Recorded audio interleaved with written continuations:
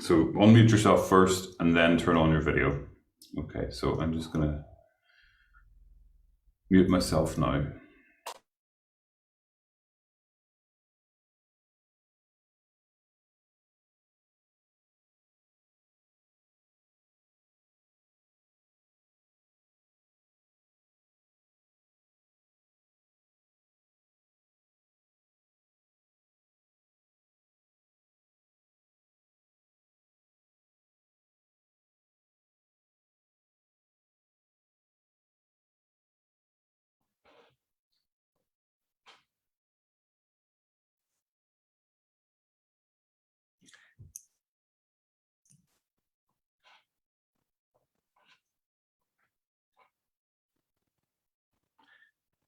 Need to get my video enabled again, please.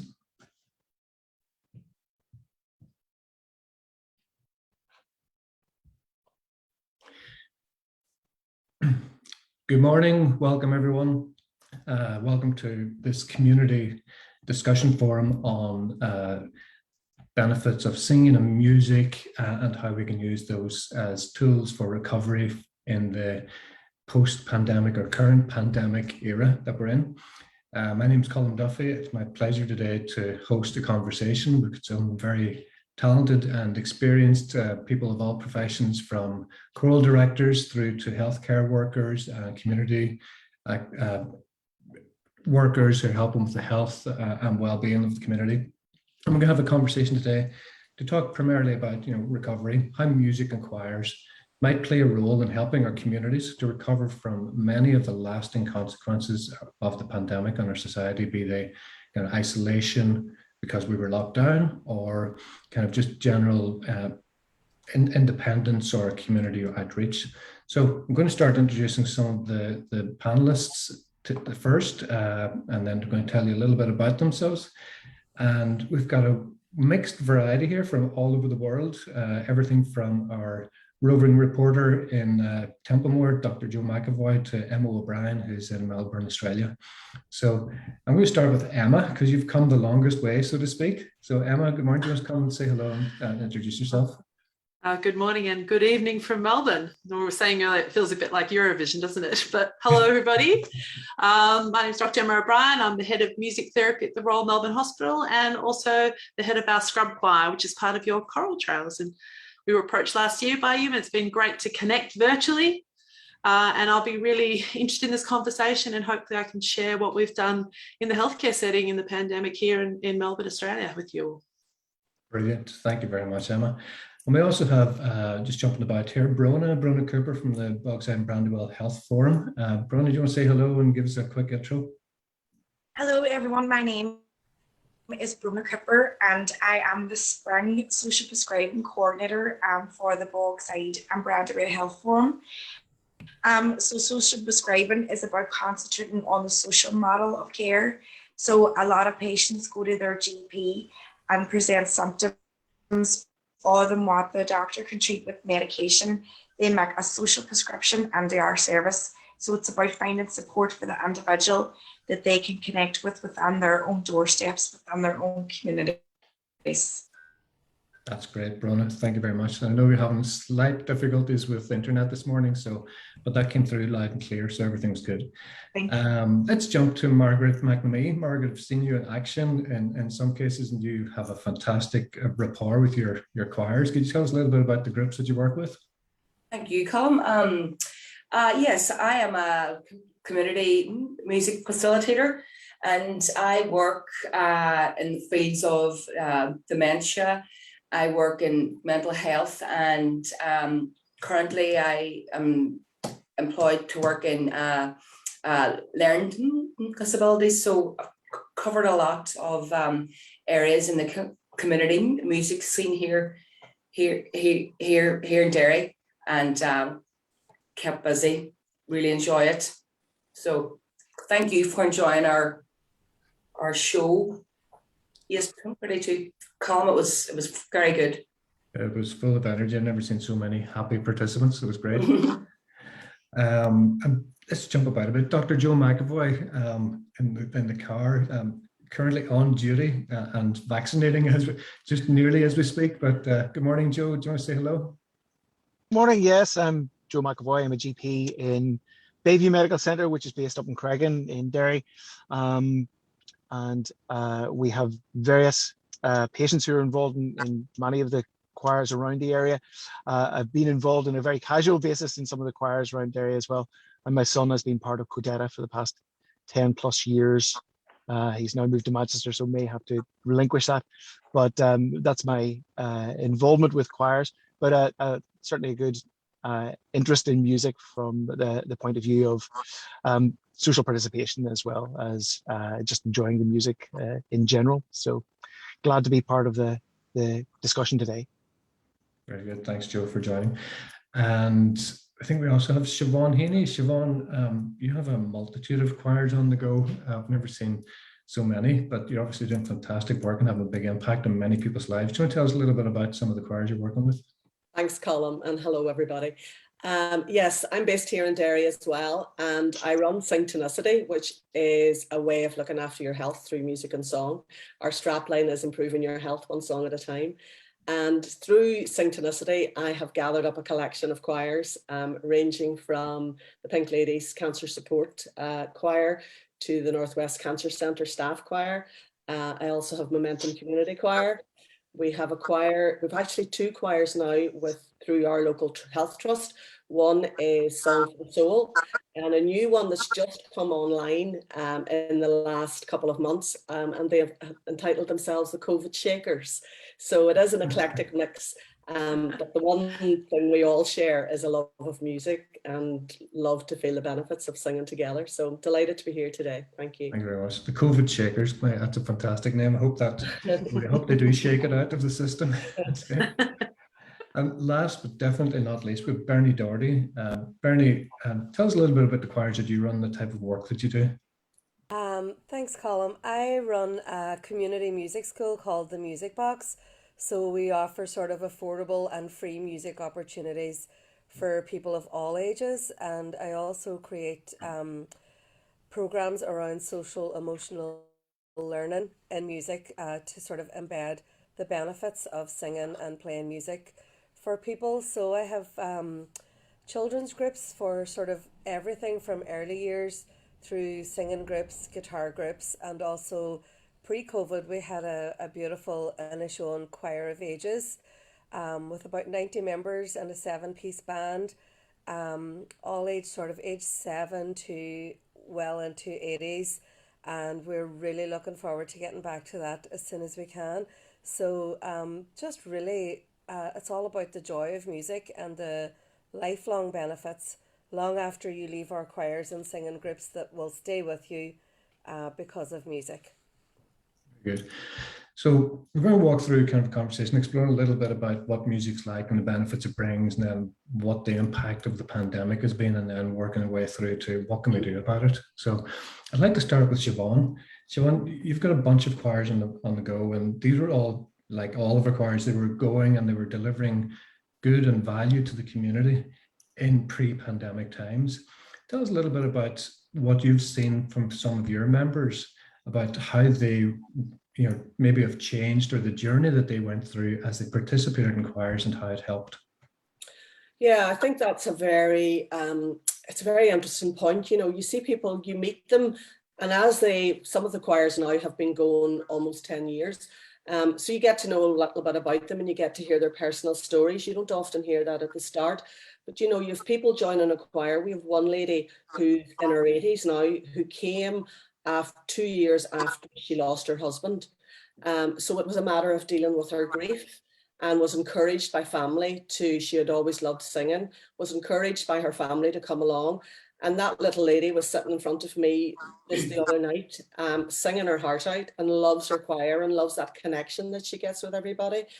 And you have people who maybe sang in school choirs and never had the courage to do something sooner, or were raising a family, because we all know choir sometimes can be a huge commitment, and life gets in the way. So we've always had the aspect or the mission that come when you can. We're not competition choirs. I don't know if Donal would agree with come when you can, but it's about feeling that basic benefit of just singing and singing with others and hearing a little bit of harmony, and making that connection. We all know that people connect much easier with music and through music. So, you know, when you see somebody back in the old days, pre-COVID, when you would see people sort of lying into one another to catch the ear, you know, if they were a wee bit unsure about what they were singing. And that's, for me, I always think that's a lovely image. Unfortunately, we don't have that at the minute, but hopefully it'll come back again. And stories that you hear, you know, I had a lady once who said to me that after doing a workshop with Synchronicity, she too had been dealing with bereavement and had a family member staying with her for 6 months previously every evening. And I met her sometime after, and she said to me, you know, that workshop, I was able to go home and say to my grandson, "Who are you on home tonight, son? I'm all right." So, you know, and you sort of think, it sort of makes your skin, you know, goosebumps, but it's as we all know, it's the healing benefit of music. Absolutely. I like that part about leaning in to hear the notes. Yeah, because I think there was a member of my choir, he's got one good ear and one bad ear, and I've never figured out which side he wants me on. So, Bernie, if I can move to you, Bernie, you've got a bunch of work in Buncrana and the Music Box and choir there. Tell us a little bit about how you see it benefiting, and kind of if there's any stories of how people have come out from themselves as they found their voice. Yeah, and just, you know, what Siobhan was saying there about, you know, sometimes people can be daunted by choirs. It's almost why I started the Inishowen Choir of Ages, because we have an amazing choir here in Buncrana, the Inishowen Gateway Singers, and I always joke that that's my retirement plan, because they're so high level. I can't commit to that right now, but I love to sing, and I love to sing with people. So and most of my work is with children right down to early years, and the youngest children I work with are actually babies, maybe 3 or 4 months, with their mums and dads and carers and stuff. But I also work quite a bit in Derry and the Playhouse Theatre, and we use our music for cross community. And now, sort of as our society's progressing and changing so much, we're moving slightly from cross community to sort of all community, because there's such a cultural diversity in our area now, that, you know, we can sort of move from just embracing 2 communities to embracing all communities, which is lovely. But in our Choir of Ages in Buncrana, because it was an unfunded, all voluntary run choir, we sort of set it up as a 10-week challenge. Can we bring a group of strangers together, give ourselves 10 weeks, mountains of solos, mountains of harmonies, a 7-piece voluntary band that just continued to show up and grow over the weeks. And so, without auditions, and just wanting to make people feel comfortable that this wasn't a choir that you had to be high level for. Everybody just came in. We had tea every week, no matter whether we had 20 or 70 people, and lots of chat and banter. And by about week 4, people were coming up to me and saying, you know, maybe I will try a solo. And they hadn't sung since primary school, and maybe never sang on their own. But just sort of fostering that idea of, we're doing this together, that idea of agency, that this belongs to all of us and we are creating this together, which is massively a beautiful thing about music and choirs, is the community, and that feeling that you get when everybody sings together. It's just can't be beaten. It's absolutely amazing. And the community that was created, we didn't make it to our show because of COVID, but we'll begin again. We'll do our 10 weeks and we will finish what we started. But just even the community that was created between children and people in their 80s, and, you know, discovering that these people that, you know, maybe you didn't know, and they were, you know, lovely ladies that you'd meet about the town, and they turned out to be the bad girls of the group, you know, at 80, 85, causing the trouble, having the crack, putting their hand up to me and saying, "Please, miss, can I ask a question?" and getting the whole room laughing. And so there was a lot of great stories, just like Siobhan says, and friendships and people that I stayed in touch with all through COVID, of all ages, just based on that short experience. So it's hugely powerful and very, very bonding between all ages. How many weeks was that going? We only made it till week 7. And you're We, talking and we, about yeah, and bonding we and cried on the friendships. last week because we knew the everything hadn't shut down, but everybody knew where it was headed, and every song just felt like a really sad goodbye. It was beautiful, but we will get back there. That's amazing. Just in 7 weeks, you had people bonding at that level. Now, obviously, there's some who knew each other before they went in and such, but I Yeah. can't think of any other activity that bonds people in that way. You know, and there's plenty of studies and work around this about how, you know, even how heartbeats and breathing synchronizes as you sing, and Yeah. you know, that's fantastic. Yeah, It's the respect and the vulnerability in a room full of people who are willing to try and trust each other, that I feel safe enough to sing in front of you. And that's the amazing thing about music for recovery is, when you feel that trust and that safety, it really can heal you and do amazing things. that's so powerful. That's great, and it's all inclusive as well, isn't it? Because it's people of all abilities, be it um, singers at the level of cadetta or other community choirs. It doesn't matter because I think the benefits are much the same throughout.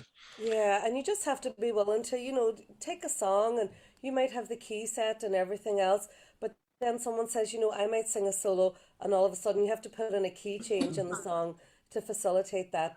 But, all of that is worth it because that person may never have sung on their own before. So you're giving that person something that, it's worth the work, because if you took that away from them, they would never do it again. Yeah, yeah. So it's just making it work for everybody. Brilliant. Margaret, move to you for a second with me, because you know, choirs, they bring people together from all walks of life and backgrounds, and you've got some special groups of people within your choirs, and you include and you engage. Could you tell us a little bit about how what benefits you've seen there, and you know, any interesting stories? Yeah, oh my God, there's loads, Colin, honestly. Well, Golovus singing for me began from a personal point of view. I have a speech impediment, a stammer, and I can't speak very well. Sorry. I can sing fluently. It's nobody can explain it, and there's been research, but it's just people can't explain why that happens, and people with speech impediments. Anyway, so that's my love of singing and the actual freedom I get from being so fluent when I sing. I just wanted to bring that to other people to share it.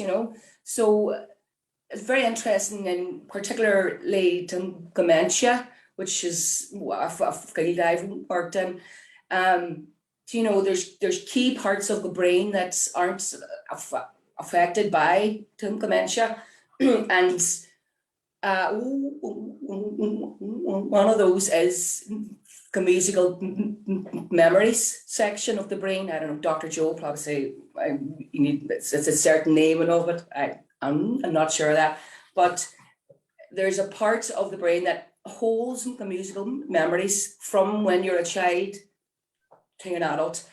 And there's been countless times when we've had our dementia choir and the person comes in and they're a wee bit agitated that day and just not having a great day, the recognition isn't very good, can't really, just frustrated. And my God, of course they're frustrated, but they can't really recall people's names and stuff, but they can sit and sing a full song, word for word, verbatim, Danny Boy, all the songs that they grew up with from when they were a child, or all these songs, and it just blew me away every time, because there's not one beat missed, or one word, every single word, all of the old songs, and I think everybody in the group, there was a whole, it just happened every time. But part of it for me is the whole social aspect of having a choir, regardless of what the issue is, be it dementia, mental health, learning difficulties. We are all there as equals. So, I mean, I may not be the greatest singer in the world, but we're all there as equals, and we all can make some kind of a noise. for instance, now in my current job with I work with adults with learning disabilities, and they had such a joy and love of music. But I have a few students who are non-verbal, and just the other day we were doing karaoke, massive fan karaoke, and this particular person couldn't speak, and they sang a full song. I mean, I was in the verge of tears. It's just mind blowing, honestly. But so clear, and it was amazing. And it just shows you the power of music. Even the mental health settings I've been in, people come up to me after a session. They say, "My God, I was having a really bad week. So and so happened, and this and that." And they said, "But that session of singing just really." It helped me so much. I feel a lot better. I feel more positive, and I feel just so that the knock-on effect of that is that person probably went home and had a very good day and was more positive that day and made better choices. So it's really effective. But as well, if you're singing in a group, the lungs is going, the respiratory system's going. You're taking big deep breaths. It's all good, but I think the benefits for me is just colossal. Absolutely. It just occurred to me as we're going through the conversation here is that singers, it's such an eclectic group, isn't it? You've everything from, I don't want to name careers in case people think I'm differentiating, but there's such a wide variety of careers and backgrounds of singers. And it reminds me of that movie Ratatouille, where the chef used to say everybody can cook, but in fact everyone can sing, can't they? I think they can't until they do, and then they can, and then they're great. So Emma, if we can move to you for a second, you've been doing some interesting work in Australia with your choir. Talk to us a little bit about that and how, as the pandemic started to take hold, what did that mean for you? Yeah, well, interestingly enough, our choir came out of the pandemic. So at the Royal Melbourne Hospital, we'd have like a Christmas choir, and maybe you'd get like 10 or 15 people along, and we'd sing for the patients, which was lovely. This is alongside the music therapy, so this is a different part of the service. And at the beginning of last year, when we could see what was happening overseas, there was this just sort of tension building and building and building. And of course, the hospital was getting ready for everything, as you'd expect the hospital to. And part of that was knocking back. We used to have 39 volunteers coming and singing in the hallways, and all that disappeared. And a friend said to me, "Do you think we could try a virtual choir for the staff, just to help with their well-being?" And I said, "Oh yeah, we normally only get like 10 or 15 people, but sure." So I did the thing, made all the guide tracks, quick learning curve for me, put it out there, was sort of expecting, like I say, 15 to 20. 200 staff responded, and they were like, "We really want this, we really need this now." And they participated, and we made our virtual video. And I think for a lot of them, they weren't, as you were saying beautifully earlier, like a lot of people feel like, "Oh, I can't really sing," but there was something about that virtual nature that they felt a little bit braver, I think. And I did tell them, "Don't worry, it's only me, I'll hear you, and we'll put you all together." And there's something so beautiful when people sing from their heart. And that's what happened with Scrub Choir. You get all these people who are really on the edge, healthcare workers right across our organisation too, which I also loved, for everyone, all disciplines, allied health, nursing, doctors, executives, environmental services, everyone from across the whole hospital, catering, they all jumped in. And that singing from the heart, so beautiful. And the feedback I got from the staff was pretty, powerful. And certainly at the beginning of last year, we didn't have anything like anyone did in Europe and USA and around the world. And then we, as you know, Melbourne is famous for the world's longest lockdown. We hit the lockdown, and again, everyone said, can we do another song, please? And then I had 400 participants. You can hear where this is going every time, more and more staff. And just the feedback we got from the community, I think they really understood that we were kind of all in this kind of en masse virtual music therapy experience, because although we're all working as healthcare workers, we're all still really apart as well, you know, and we kept our masks and our screens. And so certainly from my perspective as music therapist, I kept singing and playing with our patients and in the hallway. So we had the full protocols. I'm very good at singing an N95. I do that daily now. And yeah, it was quite extraordinary. And then we had a little break where we could go live, and they were on Maya Music Bowl, which is like our, you know, amazing, huge rock concert. And so this virtual guy had to go live, only 40 of us to be safe. And that was an extraordinary experience. But hearing the staff talk about their days, and you're saying like little stories, and one that really got to me, one of the night shift nurses was there on the COVID wards. And as you know, people can't visit when people are dying. And she had a very sad night and comforted this poor woman who passed away. And then she got home at 4 a.m. and she told me all she wanted to do was sing, because she just felt she had to get all that kind of, you know, awfulness out. And she put a little headset on and she got on with scrub choir, and you can actually see her in one of the clips. She says you can see her N95 mask, elastic band still on the mark from it, because she's just come home from work, and it's her way of letting it all go. And you know, people say, will you keep doing scrub choir? And you know, we're still obviously in masks now, and Melbourne's just coming out now, and you can have friends over for dinner. And of course we will, because as we're going to talk about more here, the ripple effect of everything with the pandemic, it's going to keep going, and there's going to be that other wave, isn't there, of stress and anxiety. So there's a lot to do in that space. And also we're working clinically now with our COVID patients using singing to help them recover. So there's a huge scope for community and for, I don't want to say called clinical music, but you know, that really that recovery and being quite staged and looking after people. And, you know, I think everyone will be prescribed to choir, won't they?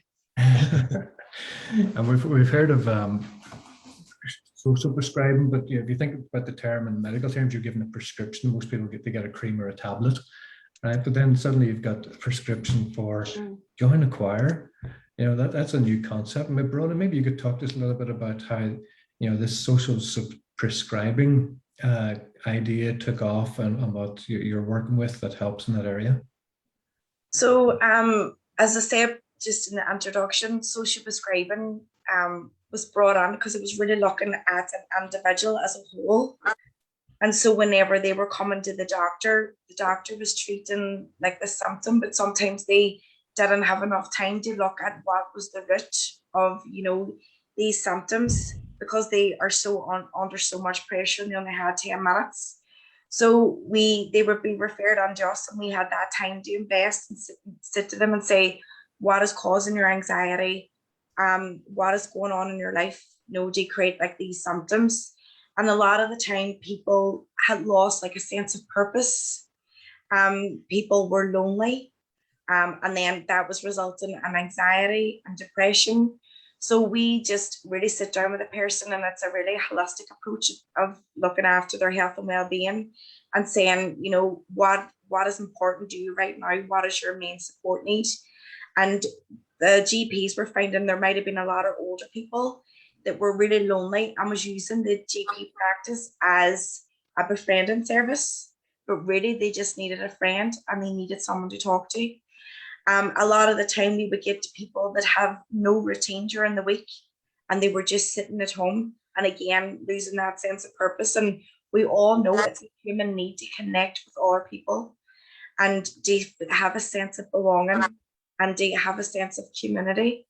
So we would establish what their interests are. And a lot of the time people would say that they used to like love to be able to sing. And a lot of people would refer back to when they maybe would have sung in choirs in their like church or local church or at school. So it's about connecting them with these community choirs that are in their areas, or as Marguerite was saying, you know, referring people to the different dementia programs, and then they're able to, you know, avail of that service. And we work closely with Siobhan Heaney as well too, with Synchronicity, and we were referring to Pink Ladies. So with social prescribing, we can do a bit of hand holding. So say for someone like they're making this step to go out and go to a group, it can be very daunting. For me, I am like a somewhat confident person, but to join a group, it is like a big it's a big deal to go to somewhere new. So we can go along with them, do the initial introductions, stay with them maybe for the session, but we tend not to do it for too many weeks, because we want to really create like empowerment, and for people to really feel empowered to look after their own health and well-being too. And then what we find when people are in groups, the groups start to really support the individuals. So they would say, well, Mary, I live beside you, I can collect you, and I can give you a lift home, or I can pick you up. And before you know it, these beautiful friendships have grown, and they don't need the social prescriber anymore, because they have created this community and this family through these different activities like choirs. And then before you know it, their health improves, their medication reduces, they're going to their GP less, it's saving primary care so much money. And it was maybe because people had no sense of purpose, they no sense of belonging, they didn't have a friend that they could speak to whenever they needed a bit of support. So the GPs, and like I cover Derry City, they do see the benefits of social prescribing, which is why over the 3 years we received like over 800 referrals from the GP practices in Derry alone. Also, like people have different health needs that we would support. And I always believe that people know they need help, but they don't know where to go to get it or how to do it. And that is where we come in. We say we can be your guide to the support within your community. And over the pandemic, we found people that were engaging in programs, people didn't realize what was keeping them well until it was taken away from them. And then all of a sudden they were saying, actually going to that choir, I didn't realize how much that was keeping me well mentally and physically. And then when that was stripped away, people's mental health started to decline again. So, and people even realize more now than ever that connection within your community is so important to your entire health and well-being and your identity as a person as well too. So we love our job, and we love being able to help people and just connect the dots to services that are here on their doorstep. That's so true what you said there about not realizing how much a choir is part of your life until it's gone, because it's your family. It's a different family, but it's a support family, because in some choirs people help each other go through divorces or deaths or marriages or children or everything. It's a whole new life, and you share with people of all different walks of life as well. And when it's not there, there's impacts. So maybe we can come to Joe, Dr. Joe McAvoy. You must have seen some of those impacts as a pandemic hit. You know, I'm sure you were hugely busy with your practice and lots of other medical attentions through the time. But could you talk to us a little bit about what you've seen and how you think that music and singing can help? Yeah, well, I absolutely echo everything that's been said so far. You know, when you were asking about some examples in the practice, and I immediately thought of one man who I knew was involved with choirs in the area for a long time. So I contacted him, and he was telling me, I didn't realize this. You may know this choir, but this gentleman was telling me that the 6 or 7 members of his small choir were all in primary school together, literally 70 years ago. So they're now all in their 70s. And they've continued to sing together over that period of time. So he was saying, you know, there's so many events have happened, that whole group, including recently, the most recent one he said was, well, 2 events. One of the members had a stroke, and the recovery from that was greatly aided by the fact that he had the support and the kinship and everything that went with being in a choir. And another gentleman had a series of bereavements of his children, and over that period of time, again, just the support from the choir was invaluable to him. He said as well, it's just, in fact, I contacted a few of them and they all said the same thing. It's the banter on a Wednesday night when they're going to practice, and they really miss it, and they really feel they're missing out if they don't get that. They start to get edgy and need to go to that practice and need to have that friendship and that support. And they really, really miss out if they for any reason can't go to their choir practice. But they've competed in various choir competitions, and they've taken it.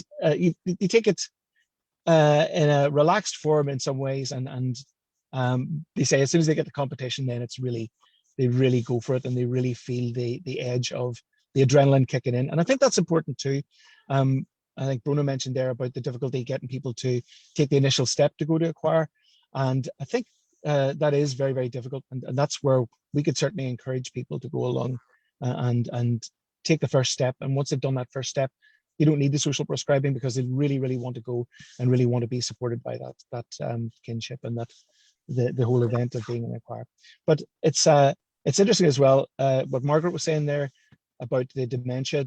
One of the most amazing things I've seen in the evidence of that is a program called Alive Inside. I don't know if any of you have seen it. It's on Netflix. And I strolled across it one time and was absolutely fascinated. And it's about people with very severe dementia. And a gentleman in America decided to try and encourage them through music and singing to see if he could get anything out of them. And at the start of the program, you see one gentleman in particular, almost completely, he has no memory whatsoever of his childhood. They ask him, how many children do you have? Where did you grow up? And he just apologizes. He just said, I'm sorry, I can't remember. And they put headphones on him and play, I think it's Blueberry Hill or some old blues number. And he starts singing along, and as he takes off the headphones, he remembers so many things. It's awoken so many memories about how his father didn't like him singing the song. He didn't think it was worthy of him, and how his kids, and he named all his kids, could, they encouraged him, and they loved hearing him sing this song. And while it's a temporary benefit, it did awaken areas, the memory areas of the brain, as were described, and it just woke something inside these people and helped them become more have more of their personality and more of their memories from years before. So there's no doubt. I mean, the benefits of singing, the benefits of music in general are well known. There's evidence that it does things like it improves your heart rate, your blood pressure, and lowers your respiratory rate from listening to music alone. And then from actually actively participating in music, you get many more benefits. And these are well documented, but you are talking about things like the higher cognitive functions, again, memory, trying to remember the songs. Changing key, as was described before, is crucial as well in exercising the brain. And then, of course, you've got the very obvious things like improvement in respiratory function. So people with cystic fibrosis, there's a COPD choir in Derry, improves respiratory function. You've got evidence for all these things. And we were mentioning about, say, for example, even loneliness there. Loneliness has been shown to be as significant risk factor for premature death as smoking. So, I mean, that is a massive thing. That is a massive risk factor right there that you can do something about without any medication.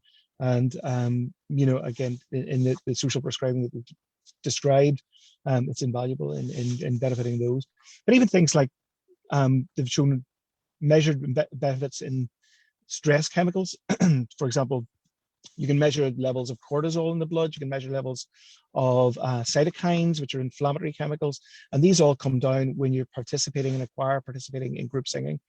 And you don't, again, as has been said before, it's not important at all if you're good or not. The important thing is the taking part and the participation and the feeling part of it.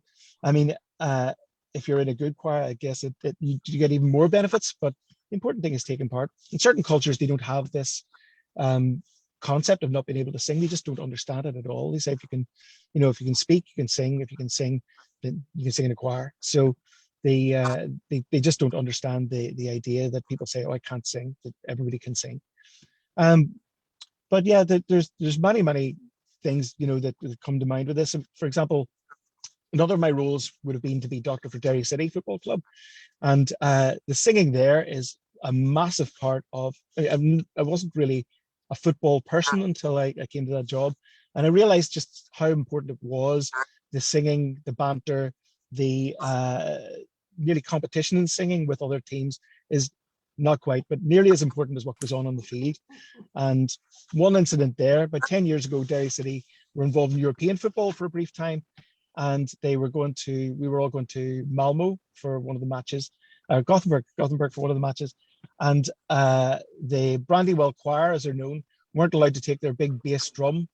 The football authorities didn't allow them to take it into the stadium, and Stephen Kenny, the manager of Derry City himself, intervened and made sure they were allowed to bring their big drum, because he felt it was so important to the fans and consequently so important to the team on the field to get that motivation and to get that drive, that he personally intervened to allow them to take their big drum, and we won that match and we got on to play Paris Saint-Germain. So it's benefits to society in a very broad sense are massive, and I think I'm very impressed with the stories I've heard today. It's absolutely incredible, and I mean it should be very much part of our social prescribing picture that we can recommend people that they come along and try acquire and try to get try and see the benefits that they may get, and then, as we say, it's not so much about prescribing, it's about that the person really wants to do it and feels the benefits for themselves. That's amazing. I never would have thought that singing in a choir would have given you a 2-goal advantage in a football match. Very much so, very much so. That's a great story.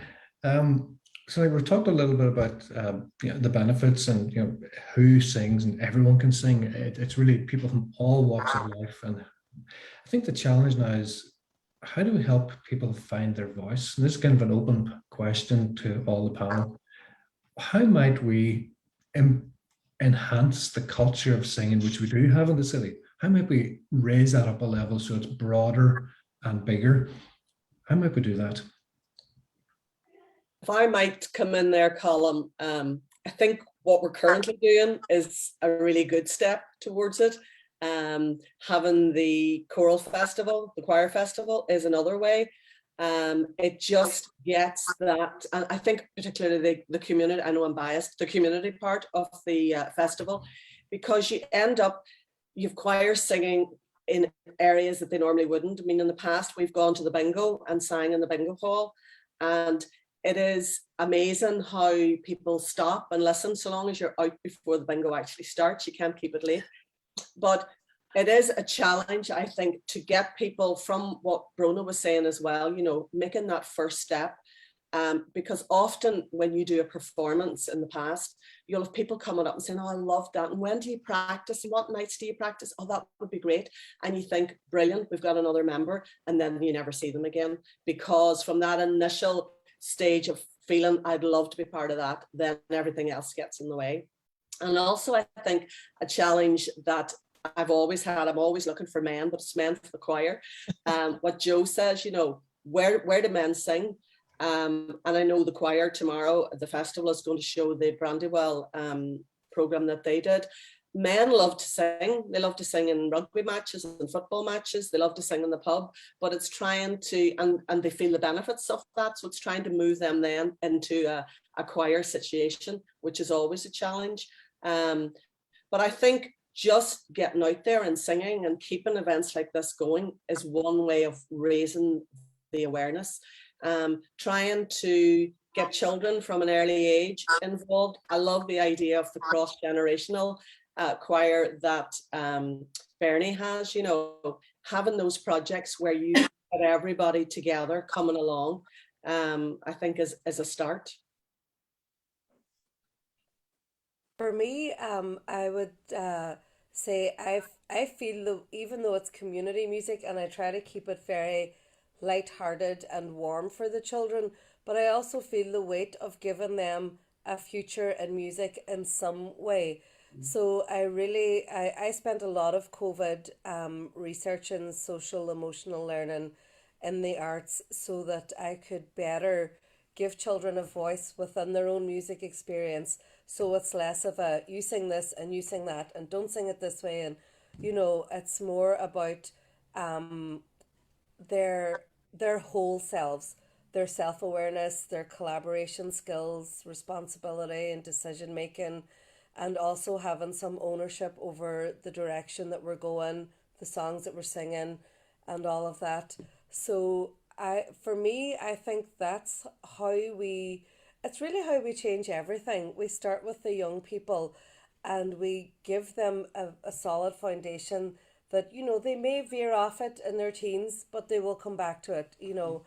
And I really do believe that, you know, if it's in their hearts and they have fond memories of their music growing up, they will come back to it, and it will sustain them in the hard times, you know, even through their teens and stuff. So for me, that's how I see this getting bigger, as big as it needs to be, especially coming out of the pandemic. Like Emma was saying, the recovery for everybody is going to be huge, and it's going to be very long lasting. And for some of our young people, you know, whose memories are quite short in their short lives, this is really all they know, is like in and out of lockdown, and you can't go here and you can't do that. And I think the effects of that we will be dealing with for a long time. And I think that's where our music and our community music and the efforts that we're all making to be so inclusive and create that connection, it's just all about that connection. I think those are things that are going to be hugely important. And I really hope that all of the mainstream education areas take this on board. All kinds of creativity are vastly beneficial for recovery, mental health, physically, like we've been talking about. And I think they will help carve a path out of this pandemic recovery for a lot of people. It's very, very important, and it can be done. It's interesting you're talking about mainstream education, and I think it's, you know, from a hospital perspective, we didn't stop music at all in the pandemic. And we were chatting earlier, like across Melbourne, you couldn't hear live music except at the Royal Melbourne Hospital. So it was really heartbreaking to see the industry be so hammered. And I know that had to do with protocols and all that. So I feel one of our sort of missions is to share that information and try and get music embedded into all hospitals. You know, the perfect world for me is you turn up to a hospital and it's like, what do you mean you haven't got music in this hospital? Not like, ooh, you've got music. And so it's just part of everything you do. And we at the hospital, I actually supervise medical students who are mostly our volunteers, or I make them do research in music so that they then go on to just see it part of, and for their own health and well-being, obviously I'm working there, but really just part of the toolbox that we use, and that it's not something other, you know. And it's so true. It's just who we are. It's embedded in what we're doing. And hopefully a good thing that can come out of this is that we can say, wow, that really, really helped us. You ask anyone at the Royal Melbourne who's been part of Scrub Choir, and, you know, our latest project now has got like 700 people, plus we've got people from overseas, and they all say that the music has got them through this terrible time in their lives. So if we can keep sharing that message and telling other hospitals and other people this too, I think to make it seem like it would be illogical not to pursue music and singing, and we can do it safely. And it's having, I sit on our long COVID recovery clinic, and I get most of the patients are referred to me to do their singing. So we do therapeutic singing to help them breathe and help them get back to their lives. I actually agree with Emma too, that information sharing is so important. And just many thanks to the organisers of this event today, because this is exactly what we're doing. And it's bringing together all these different professionals to say, well, do you know that I do this, and do you know that I do that, and how can we tie in with one another to share this message? And having maybe events like this, you know, more often would be beneficial. So therefore I'm also educated that whenever I have a person sitting in front of me and they express an interest, and I can have my finger on the pulse to say, well, I actually know the perfect choir then that you could join. So I do believe it's just keeping busy about spreading the message of what's available, and where people can go to get fulfilled through the art of music. Yeah, I think you're right, Brona. I think for us as music facilitators, I think we have to provide the opportunities, like workplace choirs, social prescribing choirs, church choirs, anything that will get people involved and up and singing even, I mean, it can be done also virtually. I think I think we should be embracing social media. Over the pandemic, all of my groups, they completely stopped. And people were, I mean, as everybody here knows, people's mental health went straight downhill. So then they lost that connectivity and that social aspect. So I thought, you know, I felt so bad. I just thought, no, and plus the fact I was going off my head at home as well. I thought I had to do something. So I thought, I think a lot of people are on Facebook. So I thought, I think I might do Facebook Lives. I hadn't a clue how to do it. I had a YouTube how to do a Facebook Live. I thought, right, okay. So I done 3 sessions per week from home. Now there was bedlam happening in the background, but crazy. But the connectivity was fantastic. It was great in the Facebook Live because you could see the people's names coming up and they commented. So I was able to say, oh, Sheila, how are you doing today? Oh, great to see you, and come on. And it was, you know, it was not an actual choir setting, but it was close to it because we had a all stay at home. But I mean, the outreach I got was phenomenal. We done breathing exercises for people who were going through COVID or recovering, and it was only 20-minute session, and then in the end we sang a few songs. But the outreach was amazing. We got to Scotland. I reached. I say we. I mean me. Scotland, England, Australia too. Emma, America. So, and then, you know, the way you can see how many people have viewed your videos. And what does K mean? Is it 1,000? 2, 3, 4, 5 is all. Then you got overwhelmed. Amazing. So I think we should embrace social media too, just to connect, because people are still at home. They're not coming out. They're shielding. They're scared. You know, that would be a good thing. Just my point here is creating opportunities for people to be musical in any way. I think brilliant. And I watched some of your sessions, Marguerite, which were amazing. We also did a Momentum Connect as well. But just what Joe just sort of stopped me in the tracks, you know, when you say that loneliness is as up there with smoking as premature deaths, you know, as the risk of premature deaths. And loneliness is the huge thing throughout the pandemic and continuing, because people are nervous about going out, and particularly older people in that. So I think that's a real key of that, of trying to let people know how much connection we can get from singing, and how much a family, as you mentioned too, Colm, you know, how much a feeling of family that people can get. One of the big things for me with the Pink Ladies Cancer Support Group Choir and the Northwest Cancer Centre Choir was when we used to go over and do lunchtime performances, and you're singing and people are sitting waiting to go in either for a diagnosis appointment or chemotherapy, and just the I suppose the beneficial effect that they see. There's hope at the end of their journey. You know, here are ladies, some of who have had a cancer diagnosis, and one of our ladies, I think she's on the Facebook Live there, talks about they're not only cancer survivors, they're cancer thrivers. And when people see the smiles on their faces when they're singing and the camaraderie, it is so hopeful for people, and so helpful for people and encouraging as well. So yeah, just attacking it on all levels to encourage people to sing. Absolutely. And one thing I would just say as well, I mean, it's amazing.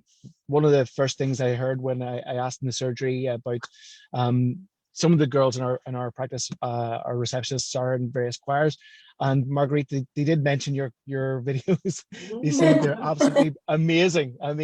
One girl who has a lot of young children, she said they just absolutely love, especially the kids bouncing around in the background, is how they put it. But anything that gets people like that, you know, watching and saying, you know, this is really good. I'm really enjoying this, and get them over that first stage. So maybe even a Zoom choir in the first stages, Mhm. especially with long COVID, that people are afraid of having contact with other people, and then maybe they can see about making a physical connection and actually getting together with other people and getting over their initial shyness or initial fear. And I think again, long COVID we're all discovering about, and long COVID GPs with humility found out that we were actually treating it exactly the wrong way and trying to treat it up until now with graduated exercise. We find that this is exactly the wrong way to treat long COVID, and people with long COVID I know have a lot of fear and obviously respiratory difficulties, so it would be perfect for them as well. Final thing I'll just say on this is that there's a change in the way that general practice works, as I'm sure you all know, but that one of the things is that most of us have now got social workers attached to the practice who are really, really active. Our social worker has got a men's walking group started, just to get men together and to get them walking. But they would be absolutely crucial. They're really, really keen to involve communities in whatever they can do for therapeutic benefit. And again, it may be worth contacting the social workers in some of the surgeries, and they'll pass it around then all the other social workers, so as the GPs become aware, because again, genuinely, I think there's probably a lot of ignorance on behalf of, speaking as one of them, who doesn't know exactly how social prescribing works all the time, that, we do it now through, what I'm trying to say is we do it all through the social workers, and they'll say, listen, there's a group here that I think, this man would be ideal for. I'll put him in touch with the relevant people. So it may be worth, even if any of you want to give me contact details, I'll pass it to our social worker. He'll pass it around to all the rest in the surgery. Great. Joe, just following up on that, we actually have a great relationship with the social workers and the mental health practitioners that are on the GP practice, and we do refer out to us, and we do a lot of information sharing as well too. So and we value that relationship so much, because it's all about working together so we can best support the business. So they're doing a great job as well. So Yeah. It's also that it's way just- that you can, oh, sorry, cut out. That if you're in a really bad way emotionally and you're really depressed and things are really hard for you, maybe the first time someone asks you to do something, you're going to say no. But if 4 or 5 people ask you, then you might start to feel like, hey, this could really be for me. And I think it's really, I mean, we do that in the hospital with our patients. You're talking about, I work a lot with cancer patients, and sometimes I'll go and introduce the idea of music and part of their treatment for music therapy, and they'll sort of go, oh, I don't know if and so it's not that I don't take no for an answer, but I don't take no for an answer. But there are ways of connecting, and if people ask in different ways, maybe by the 5th time, when they come across someone else, they'll say, yeah, I think I'll do that actually, and they'll find that agency within themselves, because so many people have been passionate. They go and see Joe, he mentions it, they see you on Facebook, Margaret, then they get this sort of input, and then they can say yes, because sometimes it's hard to say yes, I thank you, I really need that help, and it's hard to do that. And the more we can all work together, the better. There's a certain requirement of being prepared to be vulnerable to be in the choir. Yeah. But the reward is 100-fold, so what might we do to help people understand that, to take that first step in a secure way? How could we encourage men, especially, because I think men need it more, because they are more isolated and they kind of internalize so much typically. How could we make people feel comfortable to take that first step?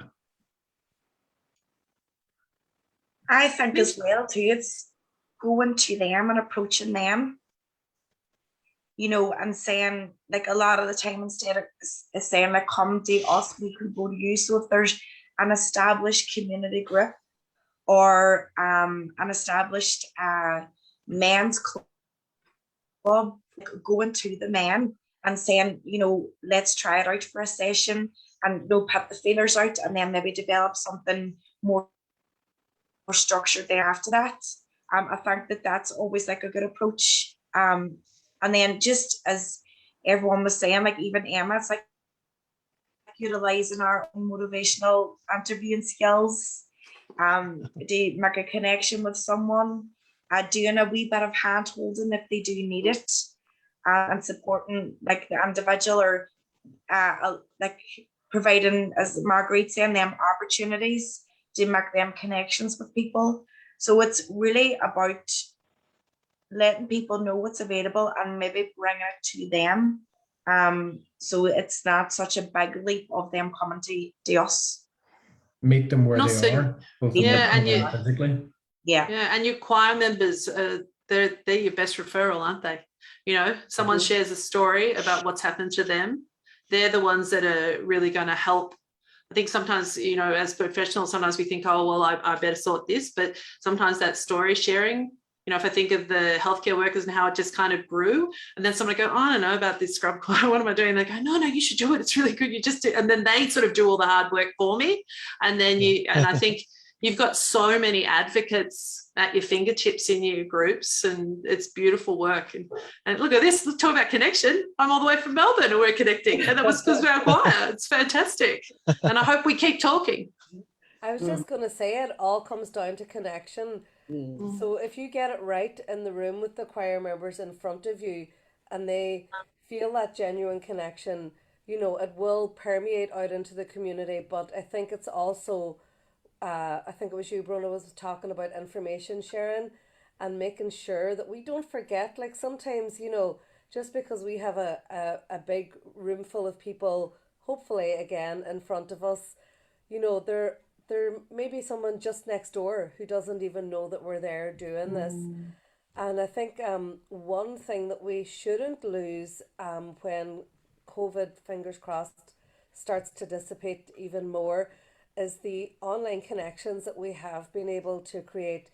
Because just even in my journey researching social emotional learning, I've connected with people all over the world who have been fantastic mentors to me, and you know, reading my research, keeping me on the right track, helping to put my work out there. I had just had one of my programs trialed in an elementary school in Chicago, a social emotional learning songwriting project, you know, where people would get to sort of be guided through songwriting to help deal with their own story and, you know, respect their journey and all of that. So I think that's vital. We have these connections, and even among ourselves, for people who may find networking quite difficult, and obviously as creative people, I'm pretty sure we'll all be familiar with the term imposter syndrome.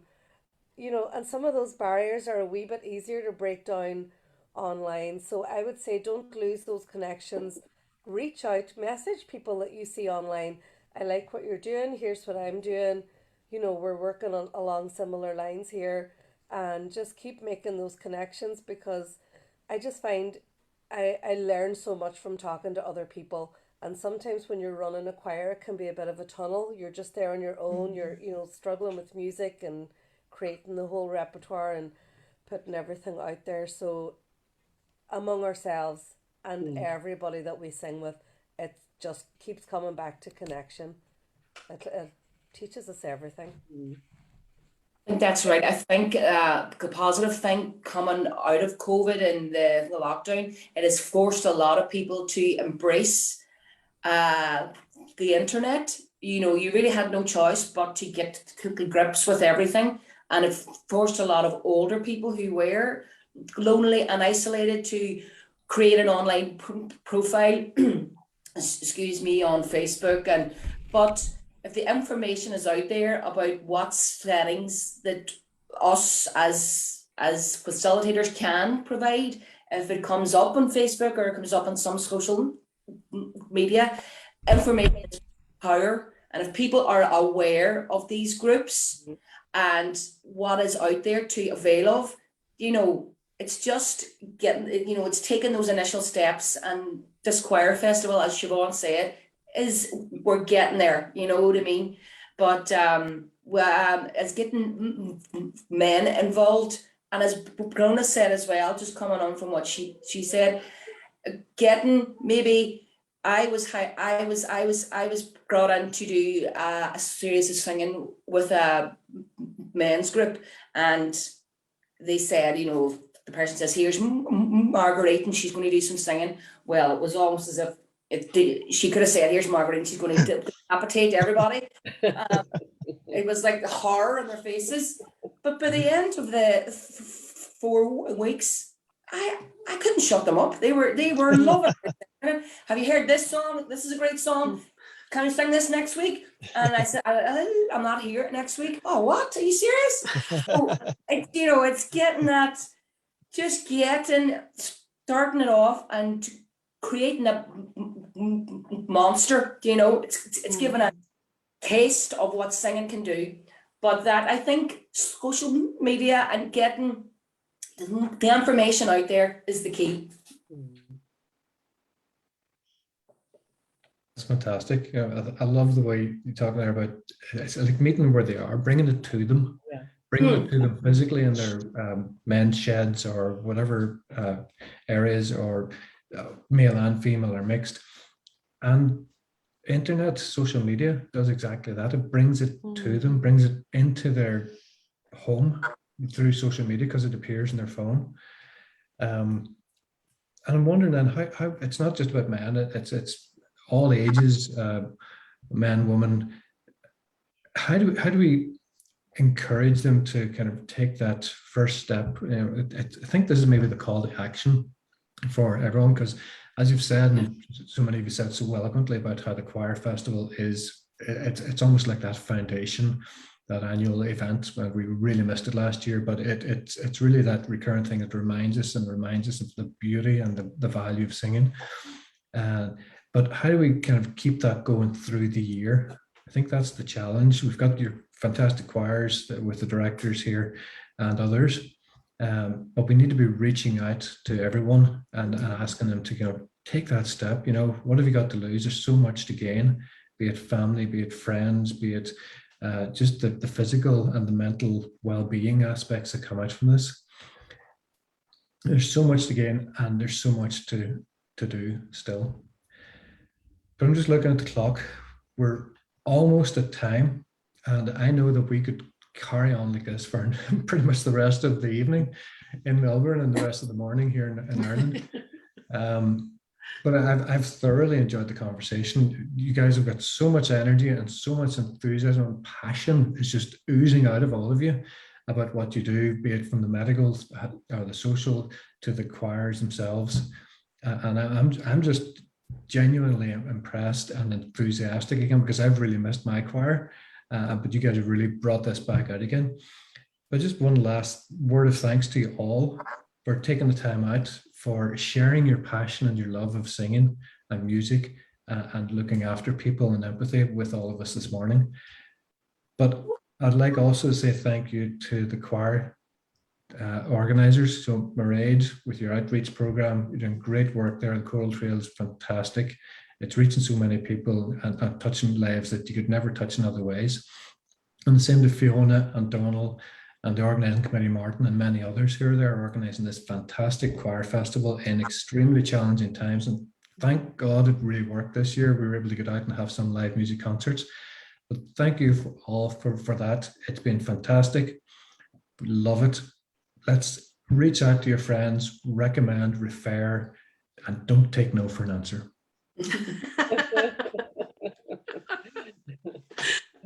All right, everyone. Thanks very much.